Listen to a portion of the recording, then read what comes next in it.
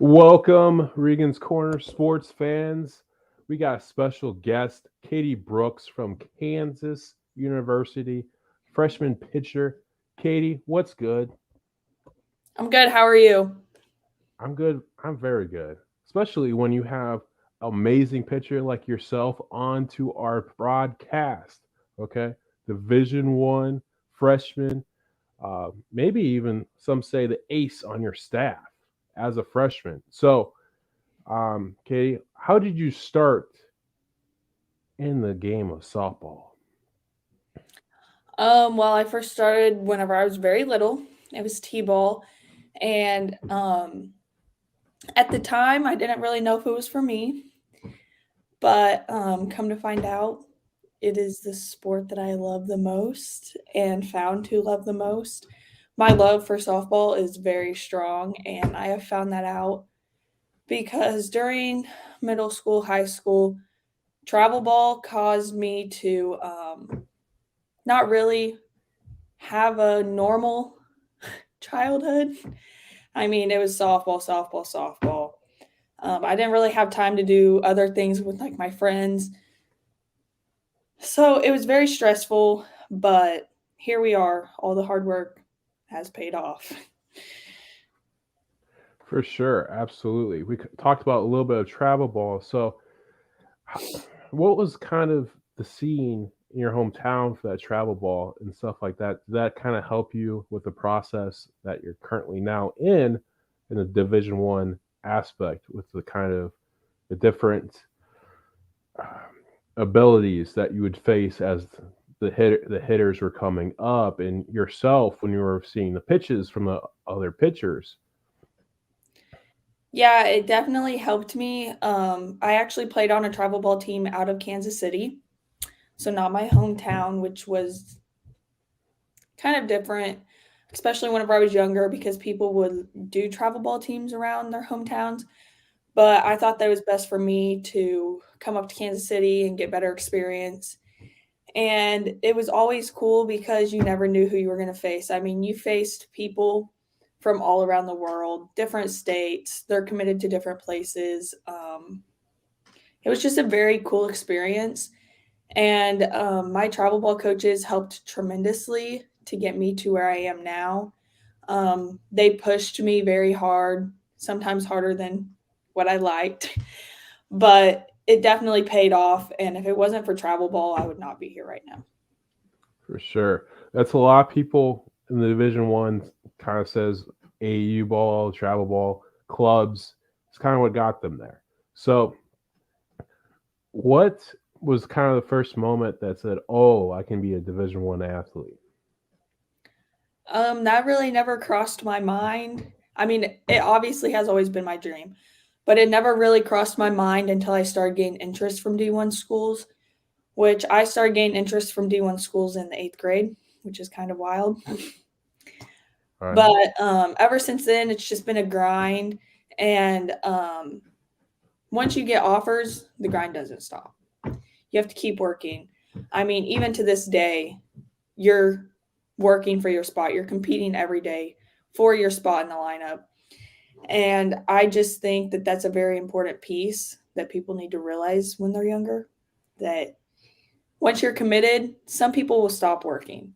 And you have to realize that you can't just stop working because there's always work to be done. There's always a person to beat out. There's always a person working harder than you one day if you take a day off. Right. For sure. I love that mentality because you don't know who's around the corner. You don't know what school's around the corner. Let's say you committed as a freshman. Okay. You still got another 3 years before you have to pick that school officially. Okay. Right. So, to anybody in this kind of process around here in Northwest Indiana, what's your best advice to them? My best advice to them is never be satisfied with your work. There is always an aspect in your game that you can use to get better. I don't care how good you are. Like, you could be the best player on your team, but compare yourself to other people on different teams. Are you as good as them? Like, there's always a part in your game that you can work on to get better. Never be satisfied with how you are performing. For sure. Absolutely. Absolutely there, Katie. So, what's kind of the mindset when you're going up to face a batter? Do you do anything kind of before game, like a superstition? I actually do not have a superstition. There are plenty of girls on my team that do have superstitions, but I'm one of them that doesn't really have one. Um, but my mindset whenever I'm going up to batters is just to get an out, make the hitters get themselves out.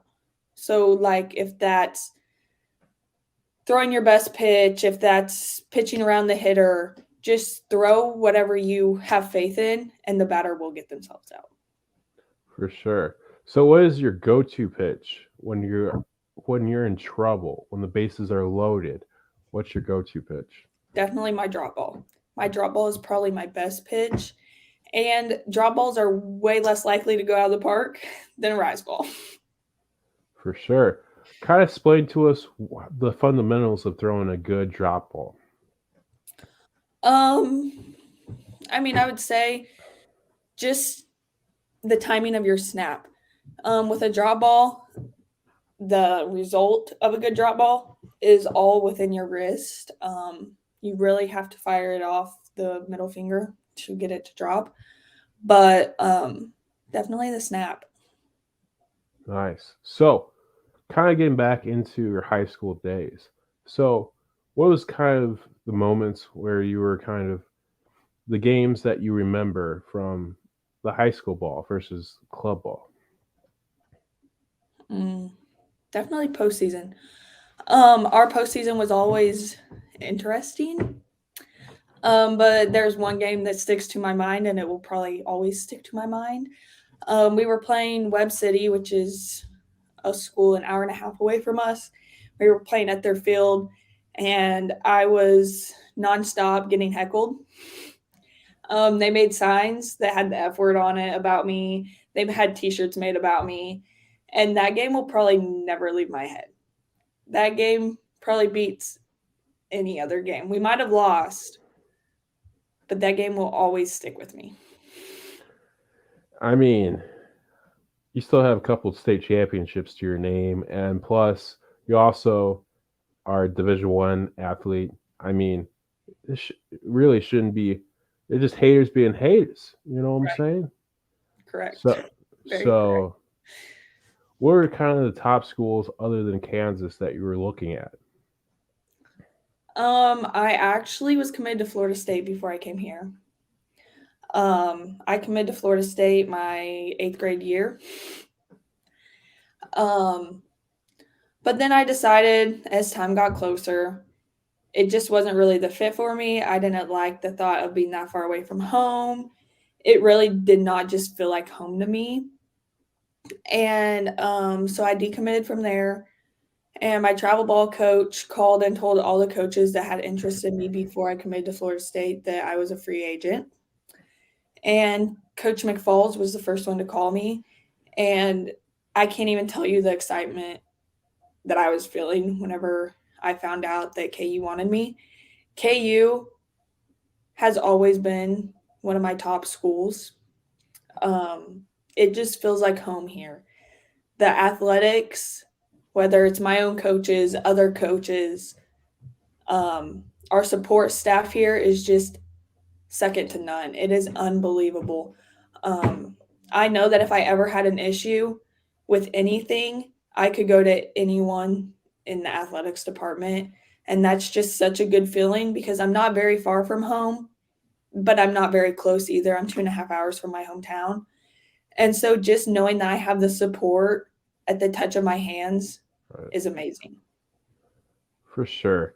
We've had another Kansas grown talent there from KU, Jordan, just a week ago. She kind of said the same thing about KU being her dream school. So was Mhm. that ever? So was that kind of you growing up being a KU fan from basketball, softball, and stuff like that? I actually was a huge Mizzou fan whenever I was younger, just because I'm from Missouri, and that's really all that we knew around my hometown. And my first travel ball Hmm. team was based out of Columbia. And so the Right. coaches would come put on camps all the time for us. But before I committed to Florida State, I went on a visit here and I knew that it was my school. But for some reason, I decided to commit to Florida State. And I'm so glad that I ended up here. God works his wonders, he always puts you back on the right path. And so that's why I'm here. For sure. Absolutely. Kind of talk about your first steps onto the KU campus. So, how was that feeling? At first, it didn't even feel real. I kept asking myself if it was real. But it was definitely the best day of my life whenever I stepped on campus for the first time as a true freshman. Um, I don't even know how to describe the feeling. It just felt like home. And I can truly say that this is my second home and it probably always will be. Nice. So, how was it the first basketball game you guys went to? Okay, on as a student in the student section. Oh, it was amazing. Um, it's kind of a hard thing to describe because like you will never understand the excitement until you're in the student section. It's definitely not like any other experience, and I'm sure that no other college students can say that they have the same experience because it's just a great atmosphere. Like, I mean, that thing gets loud, and it's just such a fun time, and the atmosphere is just amazing. Absolutely, I bet. We've kind of talked over our history here at Reagan's Corner. We talked to Notre Dame athletes, Kansas athletes. It seems like both places are huge family environments. So, what was the first adjustment period from being a high school senior to being a freshman now? I mean, I didn't really even feel the transition because they made it so easy. I thought that I was going to have a hard time with time management. And they have so many resources here at the tip of our fingers that time management hasn't even been an issue for me. Like, we have an app called Teamworks, and it has all of our classes, all of our tutoring sessions, all of our practices, weights, anything that we might need to know what time and when it is on this app. So that has been a huge lifesaver. I will say that my studying still needs some work from college to or from high school to college, but other than that, it was a very easy transition here. For sure. So, what's kind of your ideas to navigate for the NIL deals for the next 3 years or more? Being a softball athlete, it's definitely harder to navigate the NIL deals, especially when we are at a basketball school, because the basketball boys obviously get them all. I mean, it's deserved. But I think that more people need to realize that there's other sports, not even necessarily here. Like, I just think that softball in general at this level is under the radar and no one's really invested into NIL deals with softball players. So I think it's going to be a challenge, but I think we all can do it. For sure, absolutely. So, what's kind of the mindset, like the mental health mindset of softball? When it comes to softball, obviously it is a mental game. So the mental health sometimes is hard, but also at the end of the day, you have to realize that yes, it's the sport that you love the most, but also it's just a sport. So you can't let the mental game affect your mental health outside of softball. For sure. So, we kind of talked off air about your road trip a little bit here. So, kind of give us here at home kind of a little flash forward into this current season right now. What was the most memorable game for you so far on the mound? Definitely the GCU game. Whenever I got called into the game against Grand Canyon, I was definitely very nervous being put in that situation. But I just felt like that is the game that we've actually been fun to watch. And we actually played as a team and we were very into the game, energetic. And just bouncing off of that energy is what got me through that game and made me forget about my nerves. For sure. We talked a little bit off air. Bases loaded, extras. Okay. Cold as ice. You just strike the batter out. What was kind of, you said you were a little bit nervous, but it didn't show when we were watching, when we were doing our research. So in that moment, how did you settle the nerves down? I just told myself that I hadn't prepared for nothing. Um, I'm gonna be honest. I my goal wasn't even to strike out the batter. My goal was to get a ground ball for my defense. Because I have so much faith in the girls behind me. They will always have the pitcher's backs. But once I got that strikeout, it felt amazing. For sure. So what is some things when you don't have a great start, you kind of bounce back and work on during the week prior to the next opportunity? I usually just watch my film and I nitpick the smallest things. And then take what I see from film to the bullpen, talk to my pitching coach about it, see if she sees the same thing, and then she tells me drills to work on to fix it. Um, so that's been how I've kind of been navigating that as of so far. I mean, we've only played a couple weekends, but it's definitely kind of hard, especially right now because we are in the preseason kind of. And so we've been traveling a lot. So we only get like 1 to 2 practices a week, depending when we travel. So it's been kind of hard. But once conference gets started, it'll be easier to work on more stuff because we'll be home more. For sure. And um, let's see here. What kind of things will help you, like with self care and stuff like that, so you don't get as jet lagged as you did on the last road trip? Well, I would say sleep, but being a student athlete, I mean, that's kind of impossible. Um, we aren't always lucky to get 8 hours of sleep. And when we are, we count our blessings. Um, I definitely think it was due to sleep because, like, this weekend we got home, well, back to the hotel at like 9 or 10, and we turned around, woke up at 6, and then played a 9:30 game. So, like, it's hard. Plus, we aren't just athletes; we are student athletes. So even like when we do get back from the or to the hotel late from a game, we still have the student side. We still have homework. We still have classes to attend.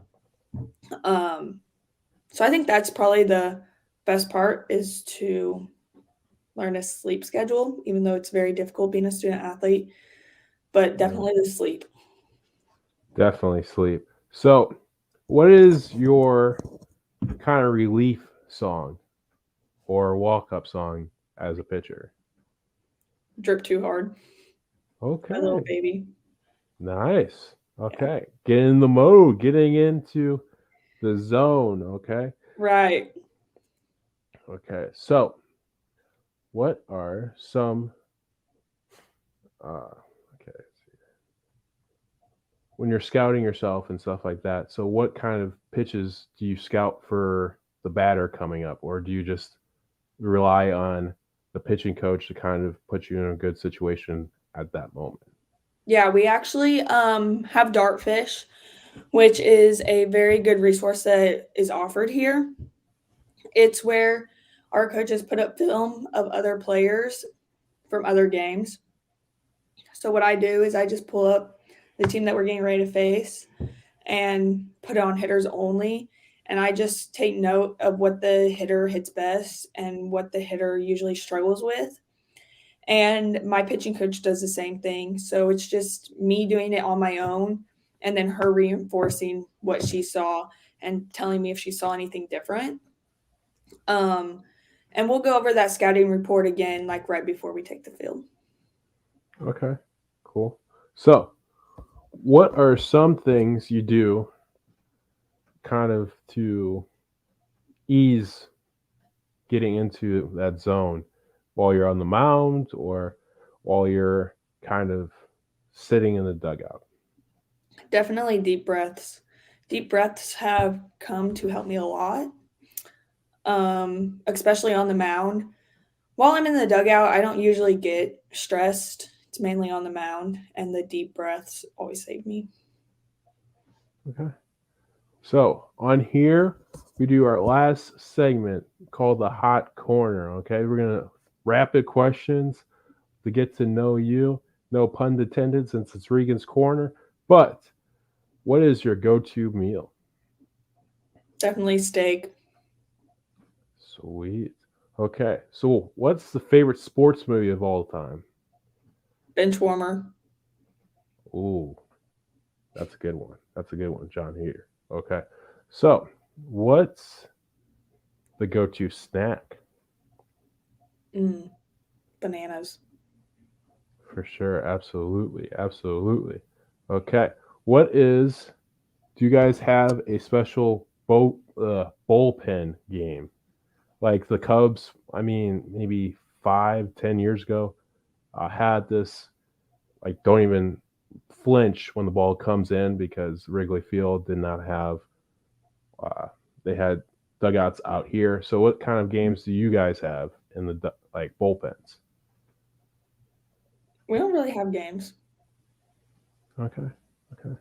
So, let's see here. What is your major? Nursing. Nice. What is your goals on the field and outside of the field?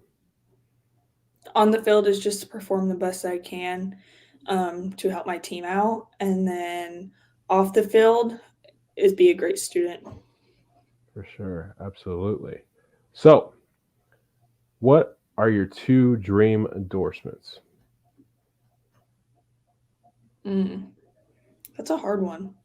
You mean for like NILs? Yep, for NILs. Definitely to get a car. Okay. One of the basketball players here got a car, so I think every athlete on campus is set to get a new car now. And then my second one is probably Alani New. My teammate got a sponsorship with Alani, and she gets so much stuff. And our team, you will never see one of us without an Alani New in our hand. Okay, nice. Okay, so I'm hearing car. I'm hearing apparel. Okay, for sure. So here at Regan's Corner, I don't know about the car, but we can possibly hook you up with the apparel side as well. But yeah, so what is one thing that you can't go without? My If you phone. want your phone? Okay, cool beans. Okay, so great having you on to the podcast. Hopefully, you do some more of podcasts throughout the years with you. Welcome to Regan's Corner athletes. Katie, it was a blast having you. And stay froggy, my friend. Thank you so much for having me, Josh.